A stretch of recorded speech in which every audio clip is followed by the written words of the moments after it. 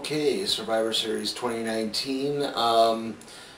Thankfully, this was a much shorter show than I thought it was going to be. I mean, especially with the whole three-tiered thing that they were going with. I thought, oh, this is going to be long and just insufferable, but it really wasn't. It was actually pretty tightly done, very well paced, I will say that. Kickoff show was still 2 hours long, but they did put 3 matches on that, 2 of which were not announced until the kickoff show themselves, but I'll get into those. Again, a couple more kickoff show notes here. They didn't announce NXT's lineup for the 2 main Survivor Series matches, the men's and women's, until, well, the women's got announced right after the takeover, but the men's weren't announced until the kickoff show. So NXT's team for the women, which I don't have a picture for, unfortunately, was Rhea Ripley, Bianca Belair, Io Shirai, Candice LeRae, and Toni Storm. So yeah, Toni Storm from NXT UK, obviously. And sorry, I thought I heard something. Anyway, Toni Storm from NXT UK. So that was the women's lineup, and the men's lineup, which, like I said, got announced during the kickoff show. It was Tommaso Ciampa, Matt Riddle, Walter, the NXT UK champion, Keith Lee, and Damian Priest. So that was that lineup. Obviously, they weren't going to do any of the Undisputed Era members since they were obviously booked in matches. Anyway, starting off our kickoff show matches, our first one was a cross-brand, that's all 3 tiers, Raw, SmackDown, and NXT Tag Team Battle Royale. NXT got the kind of the short end of the ship. Their only representatives were Imperium, the Forgotten Sons, and Breezango, which, yeah, that last one I always think is still kind of iffy since they were on the main roster for so many years, for a couple, yeah. But and they all got eliminated pretty quickly. With Raw, you had, jeez, I keep wanting to say the Revival, but they're not on there. I mean the OC. SmackDown had the Revival and Bobby Roode and Dolph Ziggler. And is Lucha House Party on Raw, or are they on SmackDown? I can't remember. Anyway, sorry I'm going a lot. I'm just trying to get through this. Really, with the eliminations, the Forgotten Sons were eliminated first as Cutler was thrown over the ropes. Lucha House Party was out next after Lince Dorado was tossed out. Hawkins and Ryder were eliminated. Ryder was tossed out. Hawkins actually had gone through the ropes, but then Ryder got tossed out into Hawkins. Imperium were eliminated after that, after Fabian Eichner was tossed out. Heavy Machinery was eliminated. Otis Dosovich got tossed out. I can't remember. There's something that happened with that. I think he got pulled out of there by an eliminated team. Breezango were eliminated. Tyler Breeze was tossed into Fandango. The Revival were both eliminated at the same time. The OC were eliminated when Luke Gallows went over the top rope, and that left just Bobby Roode, and Dolph Ziggler, and the Street Profits.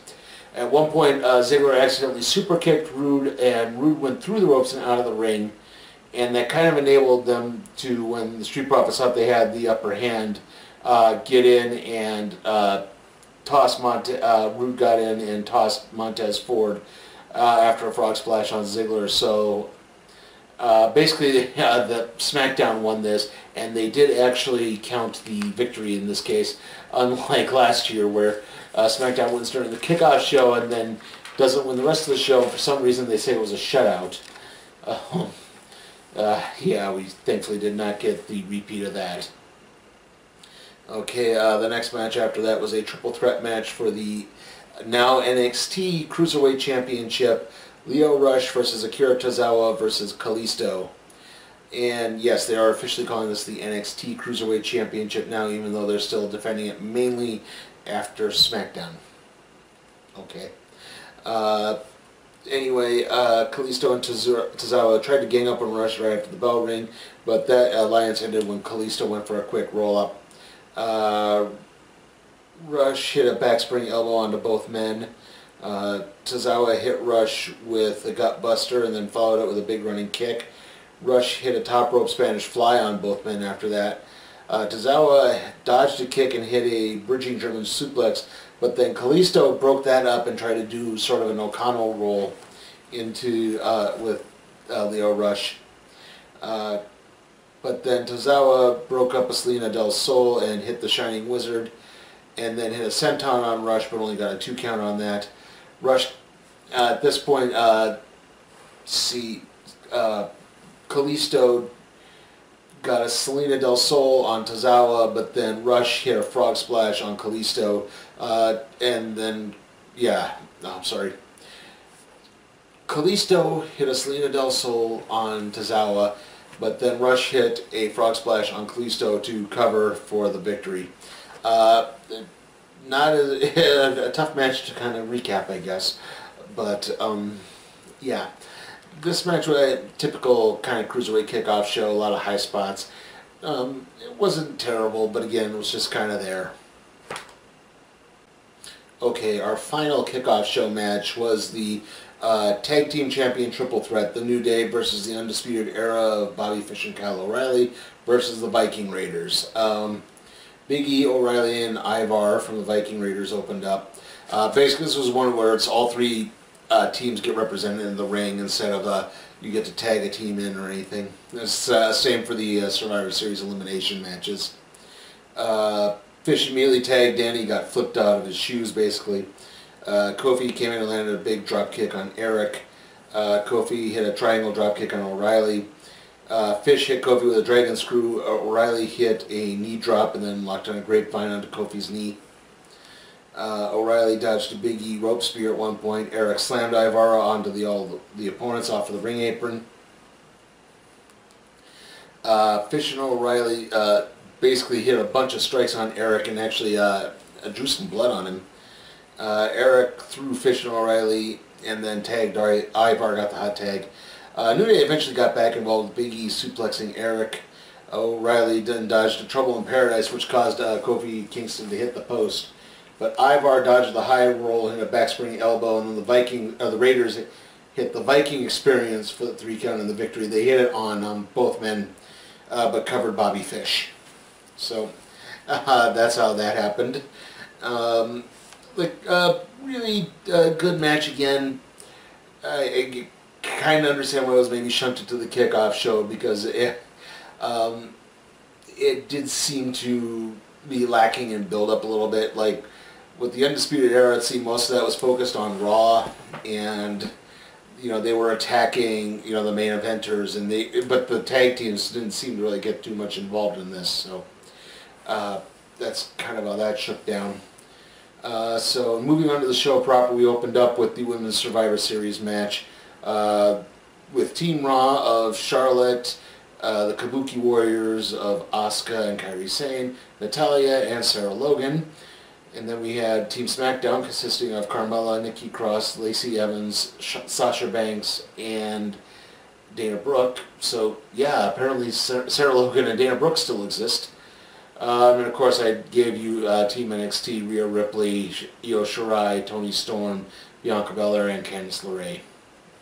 So again, like I said, going into this, like I said earlier, the Survivor Series, it's the same with the tag match where each team gets represented. You can only tag in someone from your team. This isn't like the other one. Sorry, I'm tired. Anyway, I won't get too much. I'm just going to touch mainly on the eliminations in this, unless there was really something of note. I mean, opening up, let's see, Toni Storm, Lacey Evans, and Sarah Logan did open the matches up. Basically, the first elimination happened when Bianca Belair rolled up Nikki Cross, and then Rhea Ripley gave some leverage to Belair for the 3 count of victory, with Nikki Cross being eliminated. Belair then hit a 450 on Sarah Logan to eliminate her. Charlotte hit a natural selection on Carmella for a 3 count to eliminate Carmella.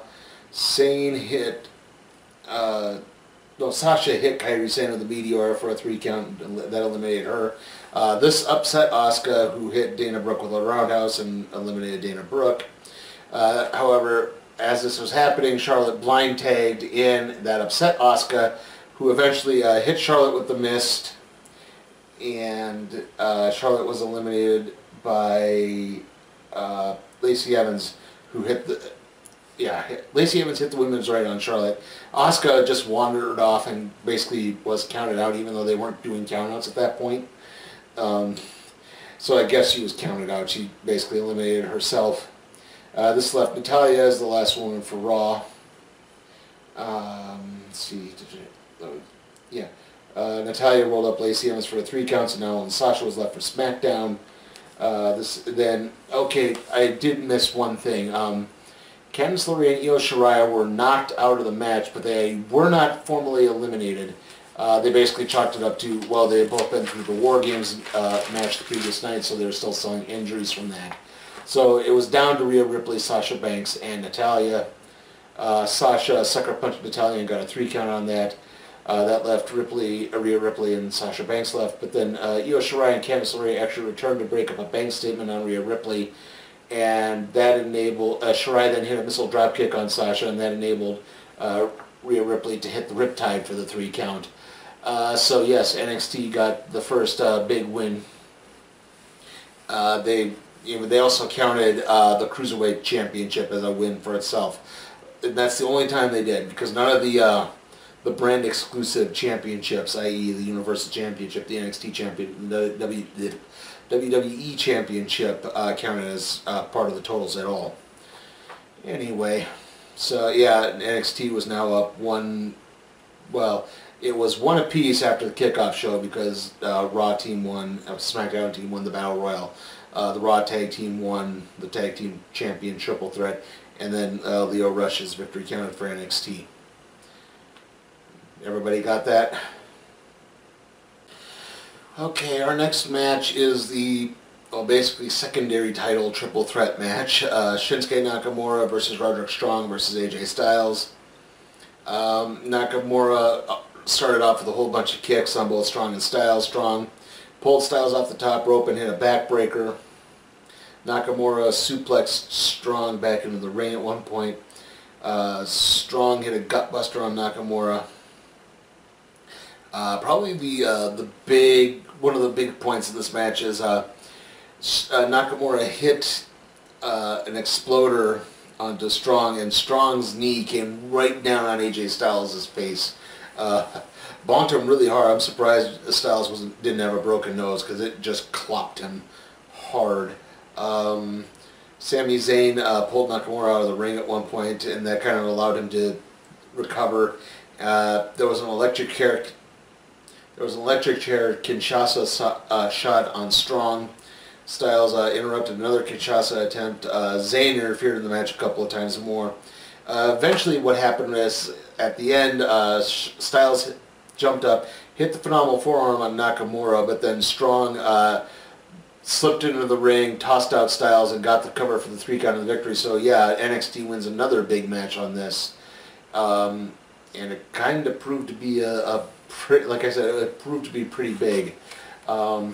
Anyway, it's at this point we started to go into the brand championship matches. The first one being the NXT Championship match, Adam Cole versus Pete Dunne. Pete Dunne, of course, won the triple threat match the previous night, so that's how he's getting this shot. Both men were bandaged up from the last night. Dunne is selling a knee injury, obviously Cole from the War Games. Dunne immediately started out manipulating Cole's fingers and, going for the breaking and the twisting and the catch-as-catch-can style. Cole came back and landed a kick to Dunne's injured knee. Dunne came back with an X-Plex. Dunne hit a moonsault to the outside of the ring. Cole countered a, what did I write here? Oh, another moonsault and hit the last shot, but only got a 2 count. Dunne managed to hit the bitter end, but again, only got a 2 count. Cole countered another moonsault with a super kick. Cole hit the Panama Sunrise on the ring apron, and then Dunne managed to fight back again, went for another bitter end, but Cole countered that into basically a variation of the Panama Sunrise.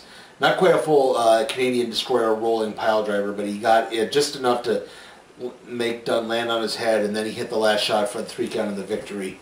Really good, solid match here.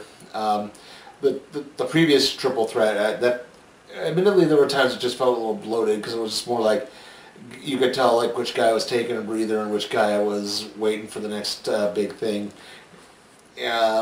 This one definitely felt more tighter, I guess because it was a singles match, and definitely had some great flow to it. Cole knows how to work the crowd the right way. Dunn knows how to work the crowd the right way, and it definitely sets up that, again, at some point, these two are probably going to meet up again. Okay, from here we move on to the WWE Universal Championship match, The Fiend Bray Wyatt versus Daniel Bryan. Yeah, after The Fiend won it at the Saudi show, and now Lesnar's on Raw. Yeah, so they basically just pulled the title switcheroo on both of them. Basically, why is Lesnar on Raw? Because Paul Heyman is the head creative guy on Raw now, and Lesnar just really wants to be with Heyman. Heyman's one of the few true friends Lesnar has in the business, so yeah, that's basically how that went down. Anyway, The Fiend versus Daniel Bryan, sorry. The Fiend had his creepy Bray Wyatt head lantern. I no longer have the picture of that. I had to delete that in the hard drive purge, sorry.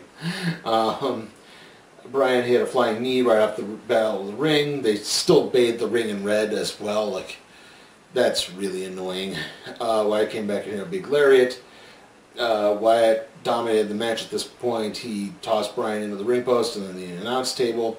Wyatt suplexed Bryan all the way across the ring and then put it on a neck ringer. Daniel Bryan rallied back. He countered his sister Abigail, tossed Wyatt into the ring post. Bryan then hit 3 missile drop kicks. He had a couple more running knees. He was landing these big hits and these running knees, but then the Fiend was almost immediately getting back up and no selling it. So there just didn't seem to be anything going for it. But still, Bryan fought hard. He countered out of Sister Abigail, went for a roll-up, but then immediately after that happened, Wyatt locked on the mandible claw and got the 3 count for the victory. You know, it's an okay match. There was some decent points. Like, they tried to make it seem like the Fiend was feeding off of the Yes movement, and so if Daniel Bryan tried to call back into it, that just actually made the Fiend stronger.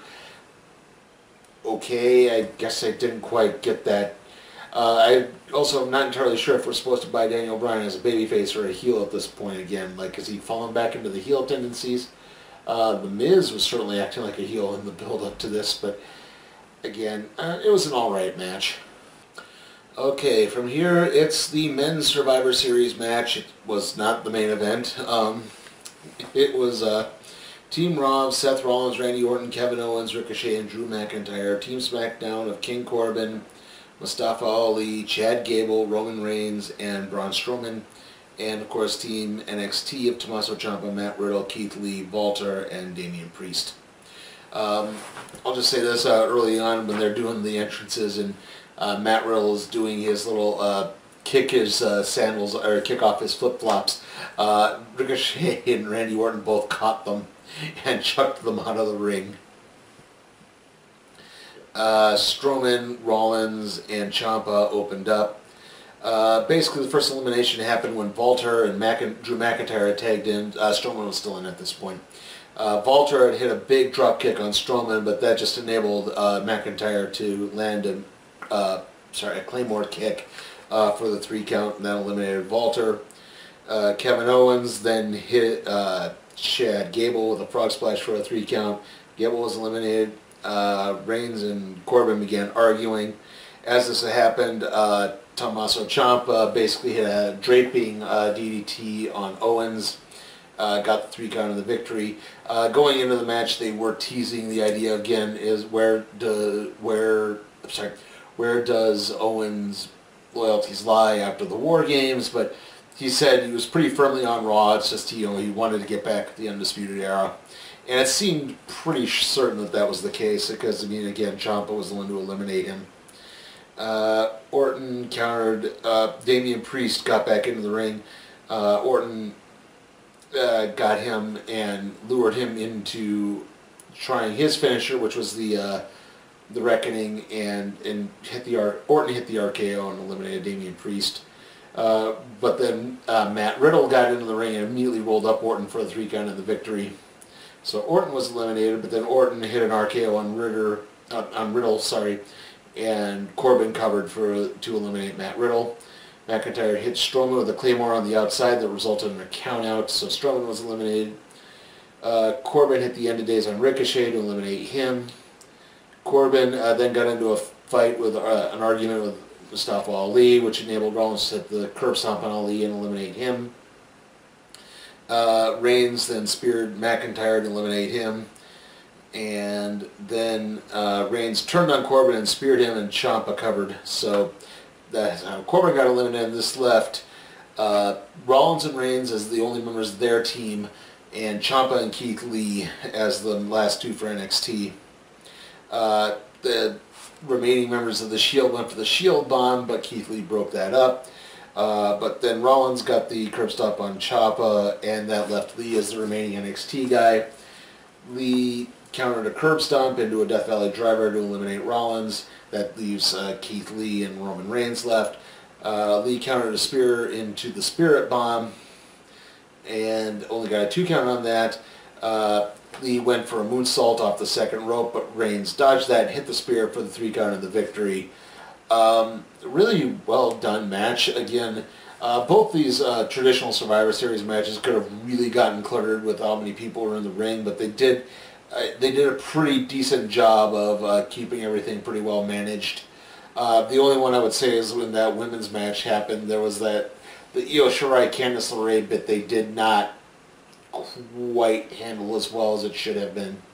But this one, it definitely flowed a lot better and actually went by pretty quickly, even though there was a lot going on. So yeah, and I would say this afterwards too, of course.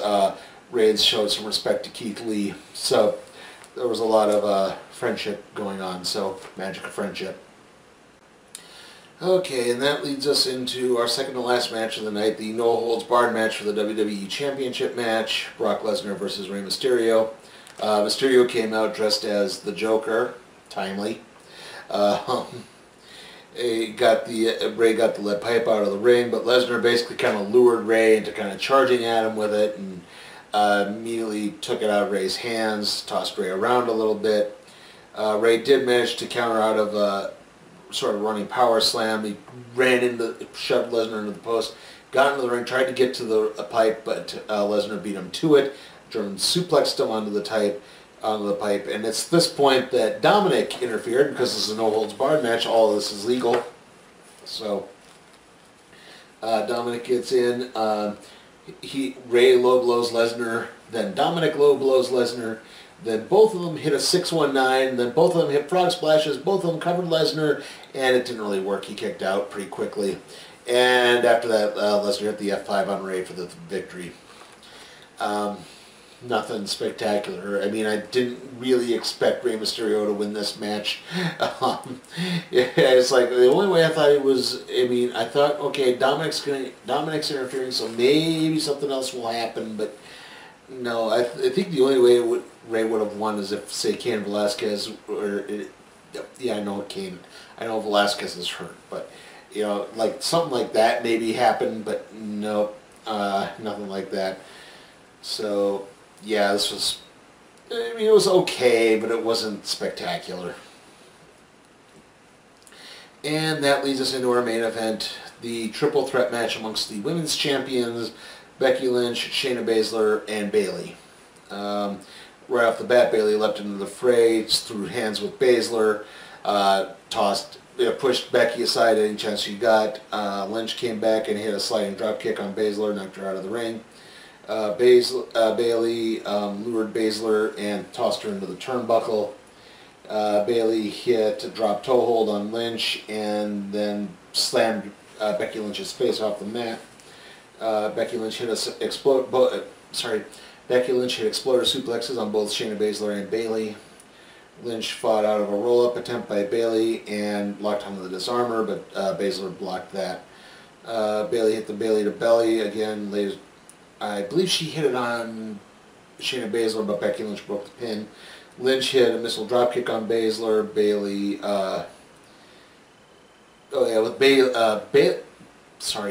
Baszler had Bayley on her shoulders, and that's when the dropkick came. Lynch broke up the rear naked choke with a power bomb off the top rope. Baszler and Lynch double teamed Bayley for a while. Baszler tossed Lynch into the ring steps and then into the announce table, and that pretty much took her out for the rest of the match. It was Bayley and Shayna Baszler fighting. Bayley fought out of her naked choke, got a belly-to-back suplex out of it. Bayley went to the top rope to hit the top rope elbow drop, but Shayna Baszler countered that into the rear naked choke, and Bayley eventually tapped out. Shayna celebrated, and then afterwards, she stood over Becky Lynch on the announce table, and Becky got up, pulled her off the announce table, threw her onto the German announce table, and then hit a guillotine leg drop. So Becky at least got to celebrate that. This match was kind of a bit of a dud in my opinion.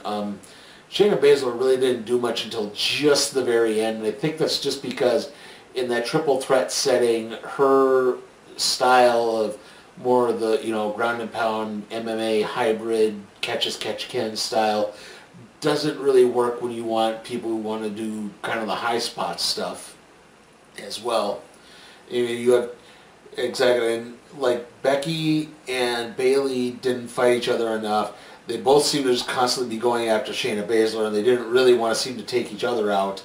And then Baszler, only when they had to fight each other did Baszler get anything in. And it didn't seem to utilize any of these women's talents to their best of their abilities at all. So, yeah, like I said, that was not the best. But, I mean, it wasn't terrible. None of the show was terrible, really. So, it wasn't horribly aggravating or anything of that nature. The classic Survivor Series matches were good. The tag team triple threat, the U.S. heavyweight triple threat, the secondary triple threat, secondary championship. God, I can't talk right now. I'm sorry. Secondary championship triple threat were all really good. Obviously, NXT won the night. The real deciding factor in that was not the women's match. It was I believe it was the secondary championship match, because that's the one that gave them the third, because they counted the cruiserweight as an NXT victory. So yeah, NXT wins the night, gets to claim brand superiority, I guess, until the Rumble.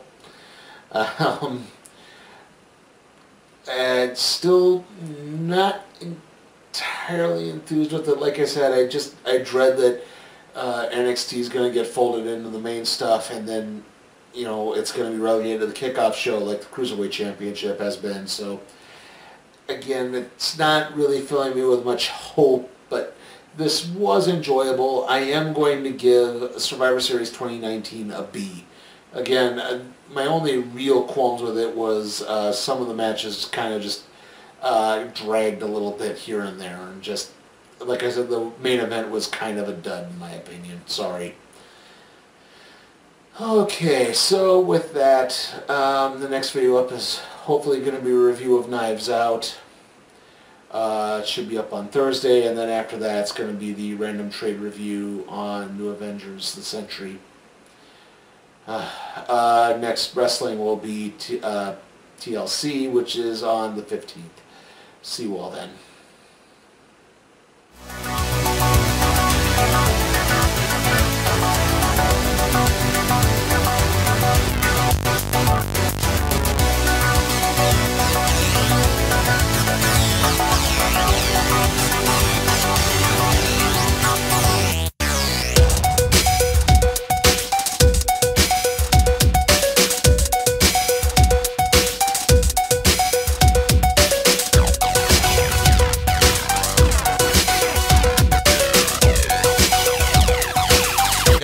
Are you tired of me constantly talking only about WWE and NXT? Want to see me expand my wrestling coverage? Check out my Patreon at Sleepy Time for Cat Productions. Also, remember, if you like the video, give it a like, share, subscribe, and ring that notification bell.